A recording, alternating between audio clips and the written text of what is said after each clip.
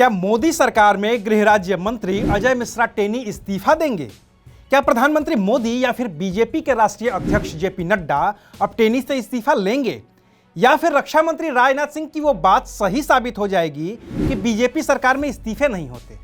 आखिर लखीमपुर केस में गठित एसआईटी की जांच में अजय मिश्रा टेनी के बेटे आशीष मिश्रा मोनू के खिलाफ पर्याप्त सबूत पाए जाने के बाद भी बीजेपी कोई फैसला क्यों नहीं कर पा रही है?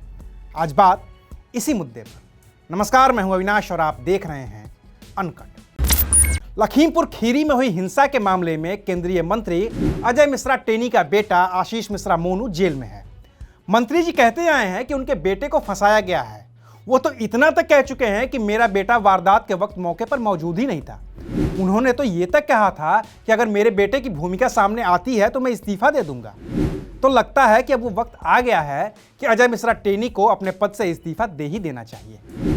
आखिर वो पार्टी विद डिफरेंस की टैगलाइन वाली बीजेपी के नेता जो हैं, और ये मैं नहीं कह रहा कि लखीमपुर हिंसा में उनका बेटा शामिल था, ये तो उत्तर प्रदेश में बीजेपी सरकार के मुखिया योगी आदित्यनाथ की बनाई स्पेशल इन्वेस्टिगेशन टीम ही कह रही है।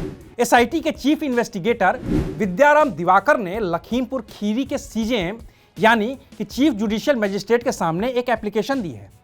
इस एप्लीकेशन में साफ तौर पर लिखा गया है कि लखीमपुर हिंसा कोई हादसा नहीं बल्कि एक सोची समझी साजिश थी। वो मामला लापरवाही का नहीं बल्कि जानबूझकर पहले से प्लानिंग करके हत्या का है। लिहाजा आशीष मिश्रा मोनू के खिलाफ धाराएं बढ़ाई जाएं। एसआईटी के एप्लीकेशन में लिखा गया है कि अब आशीष मिश्रा मोनू समेत दूसरे 13 और लोगों के खिलाफ हत्या, हत्या की कोशिश, आपराधिक षड्यंत्र और शस्त्र अधिनियम की धाराओं में केस दर्ज किया जाए।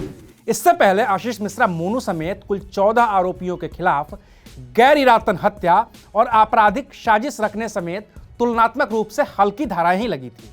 लेकिन अब एसआईटी की जांच में यह साफ हो गया है कि मामला लापरवाही का नहीं बल्कि सोची समझी रणनीति के तहत हत्या का है। अब कोर्ट से आदेश मिलने के साथ ही सभी के खिलाफ हत्या, हत्या की कोशिश समेत तमाम गंभीर धाराओं के तहत मुकदमा चलेगा। और अगर इन धाराओं में आशीष मिश्रा मोनू का अपराध साबित हो जाता है तो 10 साल से लेकर उम्र कैद तक की सजा हो सकती है। रही बात मंत्री जी की, तो अब क्या वो इस्तीफा देंगे? क्योंकि जैसे ही एसआईटी ने सीजेएम के सामने ये एप्लीकेशन दी, वो तुरंत ही अपने बेटे से मिलने जेल पहुंच गए और मीडिया से बात किए बिना ही वहां से निकल गए। ऐसे में सवाल तो अब बनता ही है कि आखिरकार मंत्री जी अब भी इस्तीफा क्यों नहीं दे रहे हैं? विपक्ष भी लगातार इस मुद्दे को लेकर प्रधानमंत्री मोदी पर निशाना साध ही रहा है।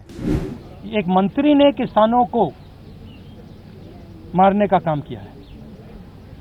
प्रधानमंत्री जानते हैं, उनके साथ उनकी टीम में है। हमने कहा उस समय भी डिस्कशन नहीं होने दी। प्रियंका गांधी ने तो ट्वीट कर कहा है कि पीएम मोदी ने किसान विरोधी मानसिकता की वजह से अभी तक केंद्रीय मंत्री का इस्तीफा नहीं लिया है। बहरहाल विपक्ष तो आलोचना कर ही रहा है, लेकिन सवाल अपनी जगह पर मौजूद है कि क्या अजय मिश्रा टेनी इस्तीफा देंगे? और अगर उनका इस्तीफा अब नहीं होगा तो फिर कब होगा? क्या बीजेपी का आला कमान 2022 के विधानसभा चुनाव तक इंतजार करेगा, जिसमें कहा जा रहा है कि बीजेपी की जीत के लिए ब्राह्मण वोट जरूरी हैं और यही मजबूरी बीजेपी को अजय मिश्रा टेनी का इस्तीफा लेने से रोक रही है? सवाल है, आपको जवाब मिले तो जरूर दीजिएगा। शुक्रिया, आप देख रहे थे अनकट।